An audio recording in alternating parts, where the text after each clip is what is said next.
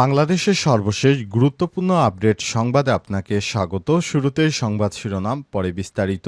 প্রথমে জানাবো, complete shutdown চালিয়ে যাওয়ার ঘোষণা প্রকৌশল শিক্ষার্থীদের। ৩ দফা দাবি আদায় না হওয়া পর্যন্ত দেশের সব প্রকৌশল বিশ্ববিদ্যালয়ে কমপ্লিট শাটডাউন কর্মসূচি চালিয়ে যাওয়ার ঘোষণা দিয়েছে প্রকৌশল শিক্ষার্থীরা। আজ ঢাকা মহানগর পুলিশ ডিএমপির কার্যালয় অভিমুখে মিছিল শেষে ইঞ্জিনিয়ারিং ইনস্টিটিউশনে আয়োজিত সংবাদ সম্মেলনে ঘোষণা দেন তারা। এরপর জানাবো, হাসনাত ও সার্জিসকে প্রকাশ্যে ক্ষমা চাইতে আলটিমেটাম। জাতীয় নাগরিক পার্টি এনসিপি নেতা হাসনাত আব্দুল্লাহ এবং সার্জিস আলমকে তাদের বক্তব্যের জন্য দায়িত্বজ্ঞানহীন আখ্যা দিয়ে তাদের প্রকাশ্যে ক্ষমা চাইতে আলটিমেটাম দিয়েছে কারিগরি ছাত্র আন্দোলন বাংলাদেশ। এদিকে ৬ মাসে $১.২৫ বিলিয়ন বিনিয়োগ প্রস্তাব পেয়েছে বাংলাদেশ। চলতি বছরের জানুয়ারি থেকে জুন পর্যন্ত বাংলাদেশে মোট $১.২৫ বিলিয়ন মার্কিন ডলারের বিনিয়োগের প্রস্তাব এসেছে। আজ প্রধান উপদেষ্টার কার্যালয়ে অনুষ্ঠিত বিনিয়োগ সমন্বয় কমিটির পঞ্চম সভায় তথ্য নিশ্চিত করা হয়। এদিকে রমনার ডিসি মাসুদকে নিয়ে বিভ্রান্তিকর তথ্য ছড়ানো হচ্ছে বলছে ডিএমপি। রমনা বিভাগের উপপুলিশ কমিশনার ডিসি মোহাম্মদ মাসুদ আলমকে নিয়ে আর্টিফিশিয়াল ইন্টেলিজেন্স বা এআই প্রযুক্তি ব্যবহার করে বিভ্রান্তিকর ছবি ছড়ানো হচ্ছে বলে জানিয়েছে ঢাকা মেট্রোপলিটন পুলিশ ডিএমপি। এদিকে দেশের ৩ স্থলবন্দর বন্ধ ঘোষণা। দেশের ৩ স্থলবন্দর বন্ধ ঘোষণা করেছে বলে জানিয়েছেন প্রধান উপদেষ্টার প্রেস সচিব শফিকুল আলম। আজ বিকেলে ফরেন সার্ভিস একাডেমি মিলনায়তনে এক ব্রিফিংয়ে তথ্য জানান তিনি। প্রেস সচিব বলেন, নৌপরিবহন মন্ত্রণালয়ের আওতাধীন চিলাহাটি স্থলবন্দর, দৌলতগঞ্জ স্থলবন্দর, তেগামুখ স্থলবন্দর বন্ধ ঘোষণা করা হয়েছে। পাল্লা স্থলবন্দরের অপারেশনাল কার্যক্রম স্থগিত রাখার প্রস্তাব অনুমোদন করা হয়েছে। এই স্থলবন্দরগুলোতে কোনো কাজ হচ্ছে না, আরও 4টি আছে, পরবর্তী সময়ে আলোচনা হবে।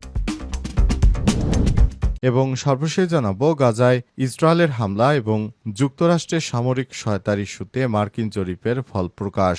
যুক্তরাষ্ট্রের প্রতি 2 ভোটের একজন মনে করেন ইসরায়েলের অবরুদ্ধ গাজায় গণহত্যা চালাচ্ছে। আজ প্রকাশিত কুইনিপিয়াক বিশ্ববিদ্যালয়ের এক নতুন জরিপে এই তথ্য উঠে এসেছে। একই সঙ্গে দেশটি ইসরায়েলকে সামরিক সহায়তা দেওয়ার বিরোধিতা ইতিহাসে সর্বোচ্চ পর্যায়ে উঠে এসেছে। প্রিয় দর্শক, এতক্ষণ শুনছিলেন সংবাদ শিরোনাম, এবারে বিস্তারিত।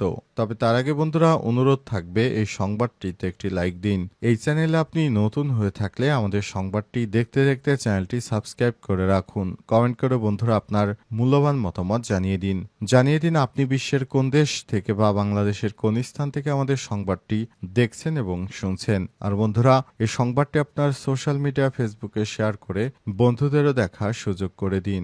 গাজা যুদ্ধে আপনি যদি নিরীহ ফিলিস্তিনিদের ভালোবেসে থাকেন, কমেন্টে ইয়েস লিখে বিশ্ববাসীকে জানিয়ে দিন। এবারে বিস্তারিত। হাসনাত সার্জিসকে প্রকাশ্যে ক্ষমা চাইতে আলটিমেটাম।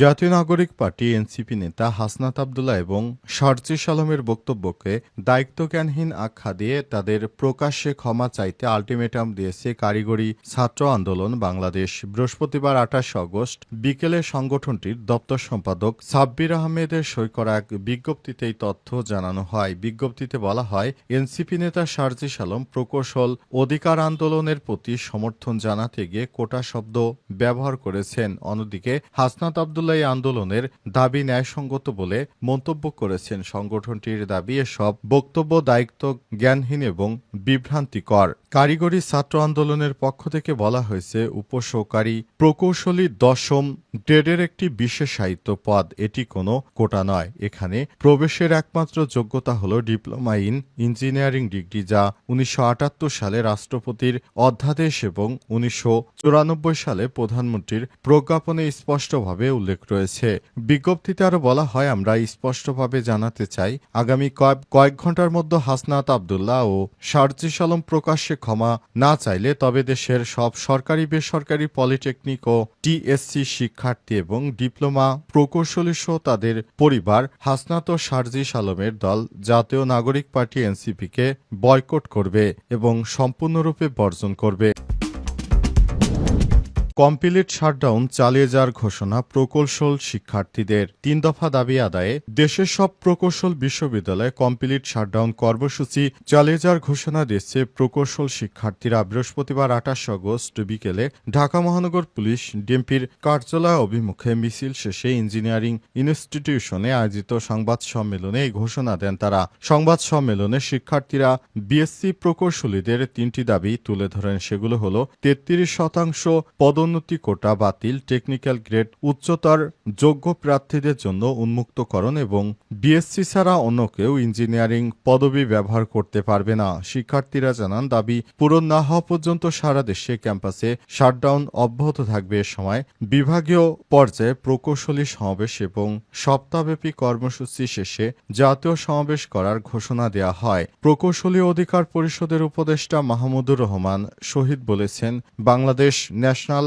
কোয়ালিফিকেশনস ফ্রেমওয়ার্ক BNQF অনুযায়ী ডিপ্লোমা থেকে শুধু চাকরির অভিজ্ঞতার ভিত্তিতে বিএসসির যোগ্যতা অর্জন করা সম্ভব নয়। এটি বৈশ্বিকভাবে স্বীকৃত একটি মানদণ্ড।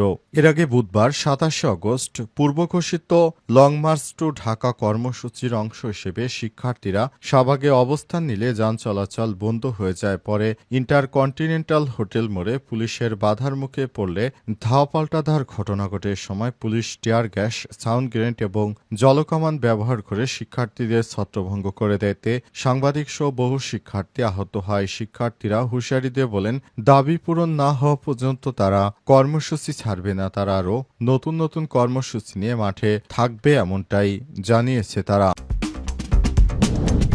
৬ মাসে $১.25 বিলিয়ন বিনিয়োগ প্রস্তাব পেয়েছে বাংলাদেশ।